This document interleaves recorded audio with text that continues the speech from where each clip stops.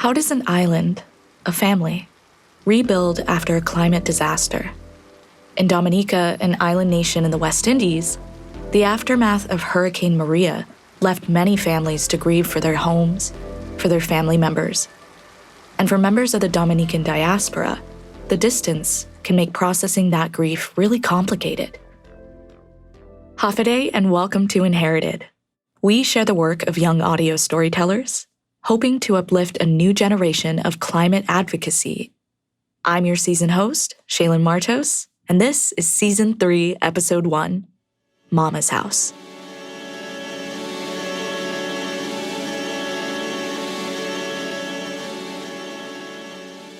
When Camara Aaron visited her grandmother in Dominica, she was a child, too young to fully connect through deep conversations about the culture and history of their island. When Hurricane Maria made landfall in 2017, Camara's family lost their matriarch and her home. Today, Camara shares a personal piece on how she and her family are still dealing with that loss. Without further ado, here's Camara Aaron with Mama's House.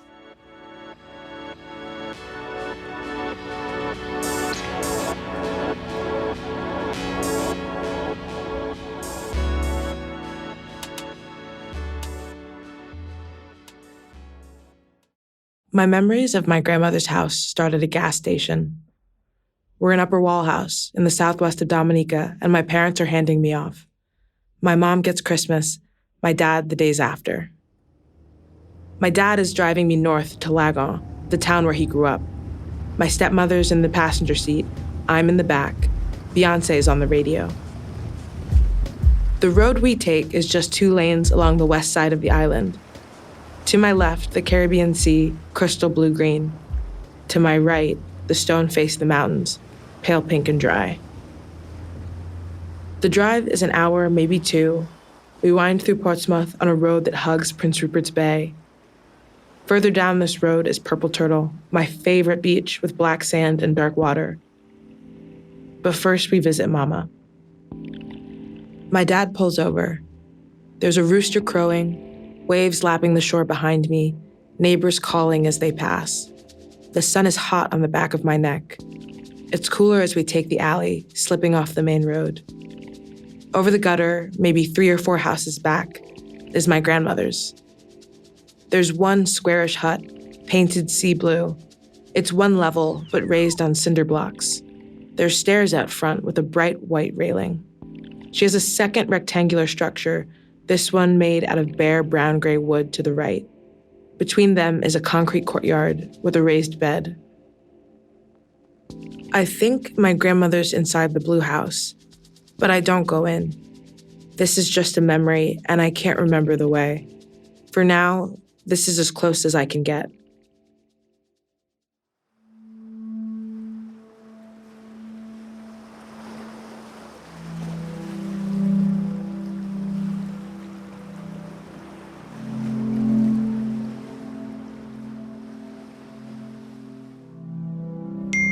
September 19, 2017, 8:18 a.m. Thinking of you this morning.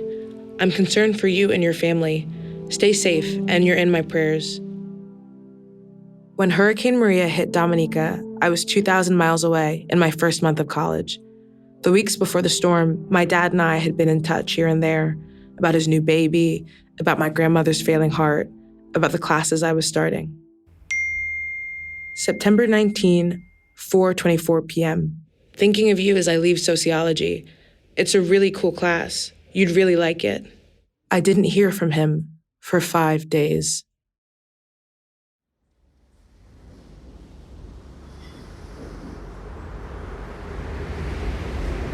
We were watching news of the storm, the hurricane. They were pretty alarmed because they were saying they had not seen a hurricane build up speed that quickly.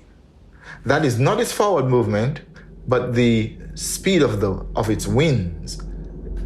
They had never seen that. My dad, Philbert, is remembering the night of September 18th, 2017, when Maria made landfall as a Category 5 storm. He was at home in Dominica with my stepmom and their month-old baby, Alucci. And so they were expressing alarm. And at that point, a gust of wind took out our service. So it went dark. And all night, we spent actually bailing out water as if it were a boat. The wind was so strong and the rain was so heavy that water was coming into the house. We couldn't tell from what crevices or openings, and water was actually spilling into the house as if it were a faucet. All night, they moved the baby Alucci from room to room to keep him from getting wet. Somehow, he slept through it all.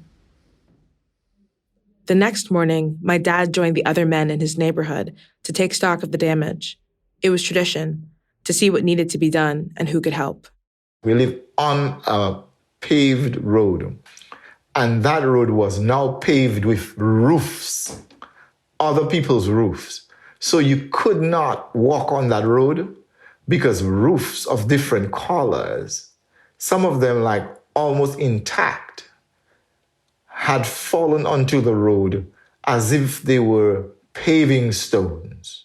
We didn't know everything that had happened on the island, but, we knew that was a big one.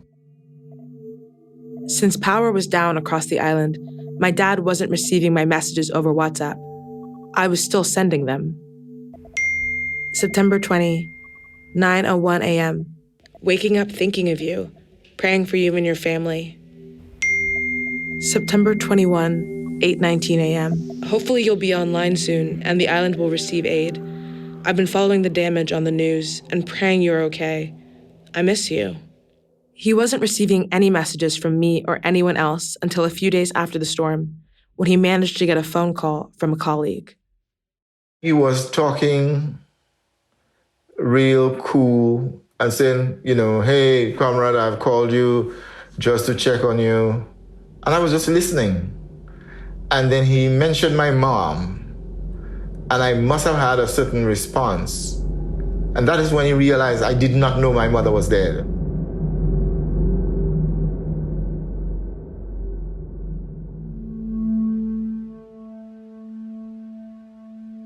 My dad and stepmother sped north to Lagon. It was the same drive we made when I visited, except now the roads were cluttered with debris from the storm and bridges were washed away. My dad first drove to his mother's house, but no one was there. So he tried the homes of his brothers Addison and Aldrich. They too were empty. Then in the cemetery across the street from Addison's house, he noticed a small funeral. So I ran to see if it was my mother being buried. And it was my family, and they were lowering my mother into the grave. Mama had passed earlier that day. Without power on the island, there was no refrigeration. She had to be buried immediately. My uncles had made a small window in the casket in the hopes my dad would come in time to pay his respects. And he unscrewed the flap so that I could talk to my mom and touch her. And she was still warm. And so I touched her, and they lowered her body back into the grave, and we all covered her up. My dad's really frank. Before this interview, he waved off my concern it would be painful for him to discuss Maria. But recounting these moments, he went quiet. It's emotional, but it's bearable. It's something I've reflected on and remember, so it's absolutely bearable. I feel lucky that it was really, really luck. I finally heard back from him on September 24th, 5 days after my first text. We are okay. Mama passed peacefully in her sleep today. I got to the burial in the nick of time. I love you. We must share on sociology and all your classes. I was sad, I'm sure. I can't remember what I felt. Mama was my only remaining grandparent. I had spent the most time with her of any of them, but I didn't know her super well. I only saw her once a year, in those days after Christmas. I let myself get swept away in the tide of my freshman year. I didn't think of her much. Maria would travel up the islands, killing around 3,000 people in Puerto Rico, which caught the brunt of the hurricane. In Dominica, 65 people died in the storm, which cost the country about $1.3 billion in damages. I couldn't go back until a year later, in 2018, when I returned to Dominica for the first time since the storm. My mom took me to Lagon to say goodbye. When we got there, we pulled over, went through the alley and over the gutter. We went about 3 or 4 houses back. But there was no blue house, just a few cinder blocks that had once held it up. There was no plain structure, just a bare concrete bed. All that remained of my grandmother's house were the stairs leading up to her front door. But now they led to nowhere. I remember standing there and just crying.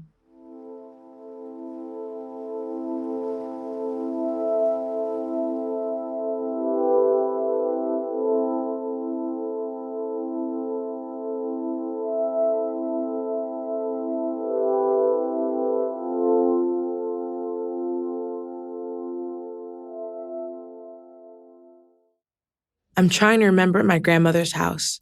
Please be patient with me. I enter in the west, into the front room of the blue house. There's exposed wooden planks in the walls. She served me tea here at the dining table covered in a pale tablecloth. I'm drinking mostly milk and sugar with a tea bag somewhere in there. In my memory, my feet don't touch the ground, so I must be young. I can't see my grandmother, but I feel her behind me. Walking east, there's a sitting room where I'd visit with my dad. There's sofa benches flush on the wall, making the room like a corridor. But it's not claustrophobic, it's cozy. Beads hang in the doorway leading out back. They click in the breeze. There's always a breeze. I see Mama in profile, catching the bottom curve of her jaw. Her skin is red-brown, her face thin with apple cheeks. She's frowning, though not in displeasure.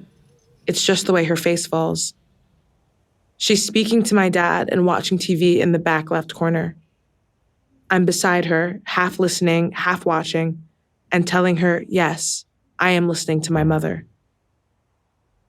I think to the north of us, there's a bedroom, where I remember moonlight coming in, cool blue as I sleep with my grandmother, and a bathroom. I can't remember where it is, but I see a bar of bone-white soap.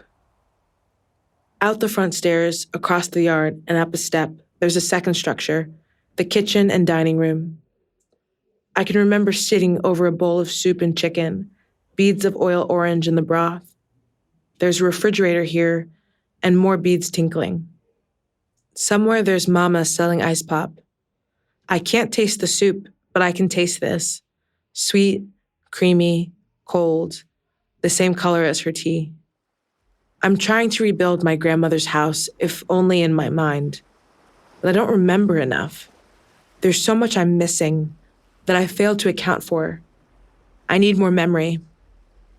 I need help. This episode is brought to you by Indeed.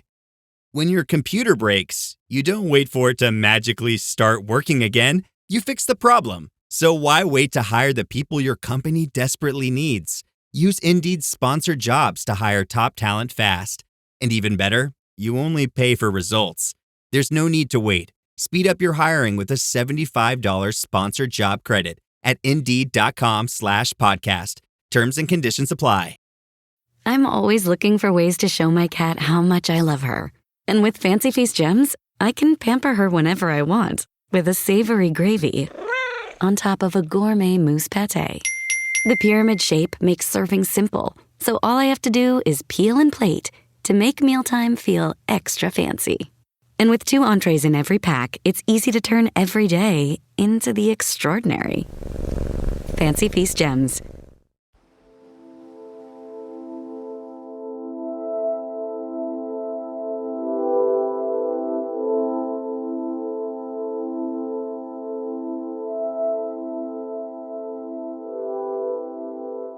I consider myself the memory of my family.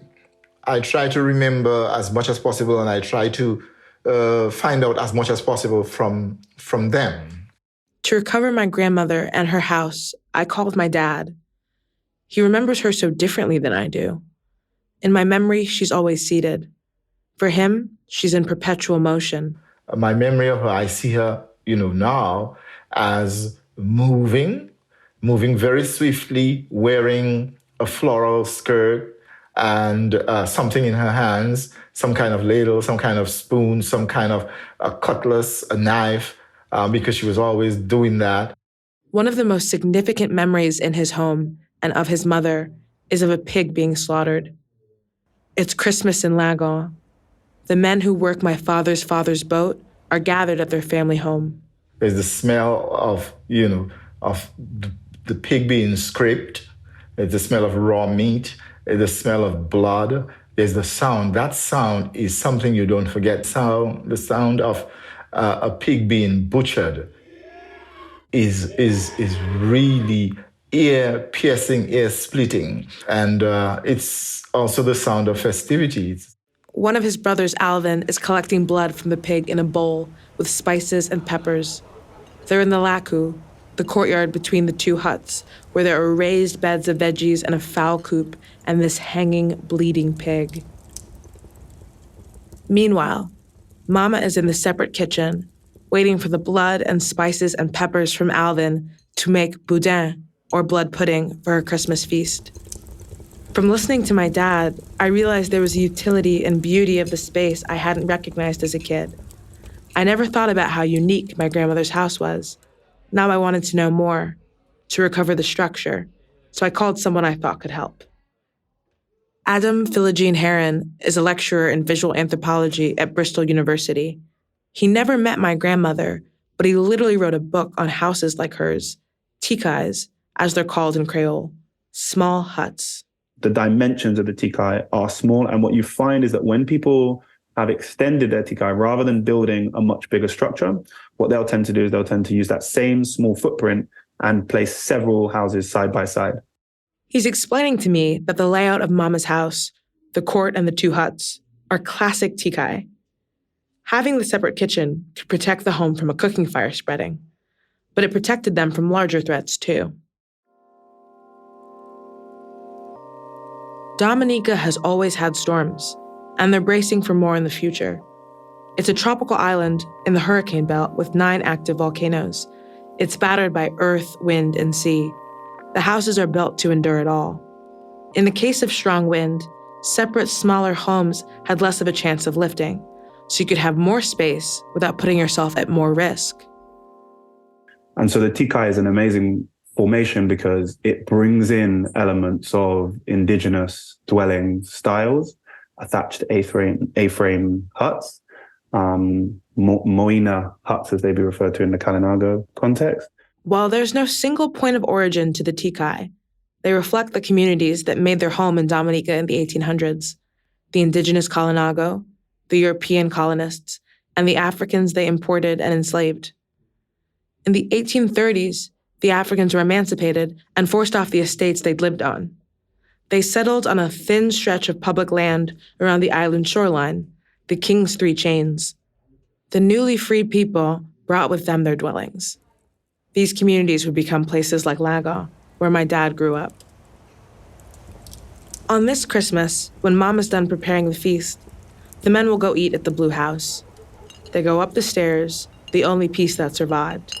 Back then, it was painted with leftover supplies from Portsmouth Secondary School for Dominica's independence celebration. They will all eat in the front room, called La Salle, or the hall. They'll pull chairs from where they're lined up out of the way, because this room is only used for special occasions. After the food is done, the men will go home, and my grandparents and my dad's 2 sisters will retire to their bedrooms, or la chambre. The brothers, all 5, including my dad, will clear the front room to put down their bedding. I remember Christmas with my grandmother as quieter, less chaotic, less jam-packed.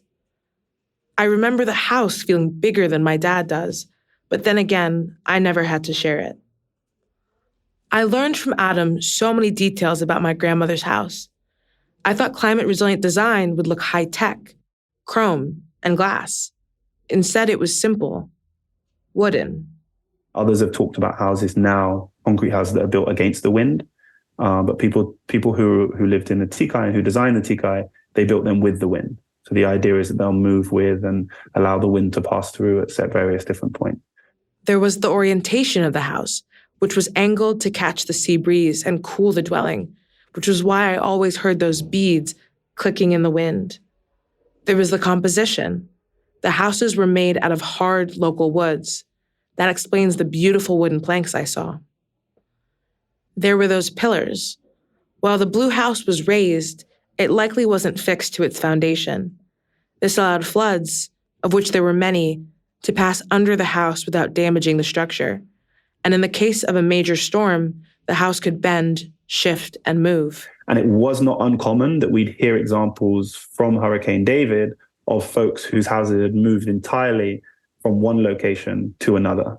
And we've got this incredible photo in Pottersville of a house that lays intact across the middle of the main road with onlookers on one side watching. Almost it appears as though they're kind of marveling at the fact that this house is still standing, but it's been shifted entirely from its foundation. In August 1979, Hurricane David hit Dominica as a Category 3 storm. My dad was a teenager at the time, and a wild child with scars up and down his legs from all the trouble he'd get into. At first, he enjoyed the storm. It was his first hurricane. He went outside to be a part of it. And we were just having fun, eating fruits, drinking, coconuts, and just having fun. Every now and again, we would help an elderly person. We saw a few galvanized sheets fly. We saw trees break. We saw rivers swelling, but we still stayed out. But by midday, his fun soured. We realized that the storm was bad enough that life was going to change. And we shifted from having fun to now collecting fruits, coconuts, and avocado pears and oranges and so forth, because we realized now it was a tragedy and our family would need food after that. That night, my dad and his family sheltered in their house. His brother Alvin, the one who had collected the pig's blood, was working as a sailor at the time. He had invited a passenger from Guadeloupe to stay with the family. My dad remembered her praying all night. The next morning, they took stock of the damage. People were missing. The agricultural crop was destroyed. Boats had wrecked. Trees down, roofs out, and so forth. And that started almost a year of real bad misery. Hurricane David's winds reached about 140 miles before it ripped up the West Indies. It killed about 60 people and left about 60,000 on the island without homes. And amidst all that destruction, my dad's home was largely untouched. Our house had very little damage, very little. A large Julie mango tree close to our house, it broke, but I don't think there was one sheet of galvanized or zinc that came off. So largely our house was unscathed. So it survived Hurricane David unscathed. There were a few factors that protected them. The storm came from the southeast. My dad in the northwest didn't face the brunt of it. There's a spine of mountains up the island north to south that protect the west, the leeward side, from storms. But that alone doesn't explain why his house fared better than other homes in Lagon. Larger homes, nicer homes. There was this middle-class person who had an upstairs and downstairs modern concrete and steel house. His roof was lifted, complete and intact, and taken and dropped into Prince Rupert's Bay. Flat roofs, like those on modern houses, act like airplane wings. Air gathers underneath them, building upward pressure, lifting them. Tikai roofs are sloped, shaped like a mountain made with your hands. They create downward pressure. They stay put. These houses often fared much better than nearby concrete homes that had roofs that didn't have the kind of steep pitch of the tikai and would fly away and leave the house wide open, grinning, as people would say, with the rafters looking like teeth facing up to the sky. When working on his book, Still Standing, Adam conducted oral histories with families living and surviving tikais. As part of his process, he asked about their experiences through hurricanes like David and Maria. And many folks, we had this kind of common refrain that people repeated over and over, which was, yeah, man, I just lost 1-2 galvanized. It was just 1-2 galvanized that flew away, and 2 or 3 sheets of galvanized, typically no more than that. The tikais are disappearing now, in part because there's a trend towards more modern concrete and steel houses, and in part because some are old and nothing natural lasts forever. Adam's book ends with plans for readers who choose to build their own tikais. With SHAPE, a Dominican preservation society, Adam's pushing for some tikais to be conserved instead of leveled. The tikai is a window into history, and elements of it could represent a way forward. So on the face of it, it seems like a simple, small house. It seems like a quaint, kind of timeless picture. And then you realize the layers to it. You realize the stories that inhabit this place, and you realize that there's a strong ethic of survival that's kind of woven into the materiality of these spaces. That phrase, ethic of survival, touched me. Climate change is the end of the world as we know it. But the peoples that built the tikais were enduring their own apocalypse, the end of plantation slavery. They managed to survive, and so did their homes.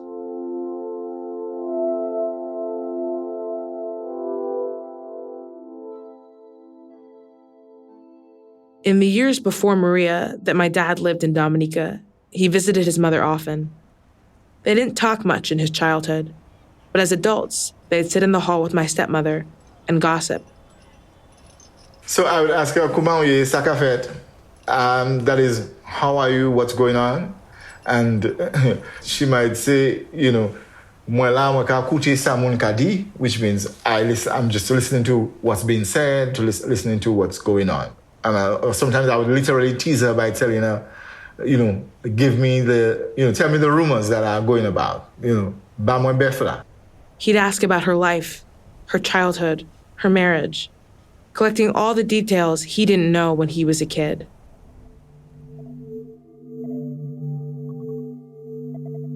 I wish I had that time with her too. When I originally pitched this story, I was preoccupied with the lack, with those stairs that now went nowhere, with what I had lost. I felt like as surely as climate change was taking my future, it was robbing me of my past as well. On its face, this was a simple story, but in reporting it, less so. Speaking to my dad and Adam, delving into my own memory, showed me how much of my grandmother I still had. It also showed me intricacies in my grandmother, in her house, in my heritage. My history is more enduring, more complicated, more hopeful than I could have imagined.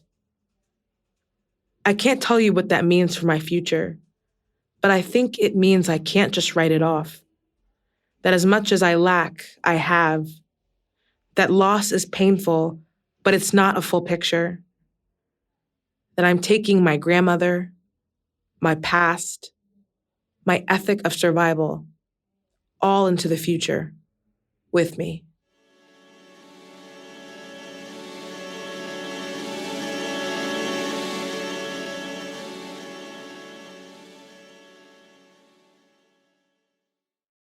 Hey there, it's Shaylyn again. Thank you so much for listening to Mama's House by Camara Aaron. That's all for this episode of Inherited. We'll return next week with an all-new episode featuring another impactful climate storyteller. We're also starting something new for our show, interviews with Season 3 storytellers on their process, their growth, and their next steps. Look out for those BTS bonus episodes every Friday. I don't think that I thought of it as like Inherited is going to be my opportunity to do personal storytelling that kind of happened and kept happening. We'll hear about Camara's most moving moments from Mama's House and her new short story, soon to be published in a YA Black horror anthology. Sainama Asi for joining us for episode 1. There is so much more in store for season 3 of Inherited, so make sure to tune in Wednesdays wherever you get your podcasts. Inherited is brought to you by YR Media, a national network of young journalists and artists creating content for this generation. We're distributed by Critical Frequency, a women-run podcast network founded by journalists. The story Mama's House, featured in today's episode, was written, produced, and voiced by Camara Aaron, an Inherited Season 3 storyteller.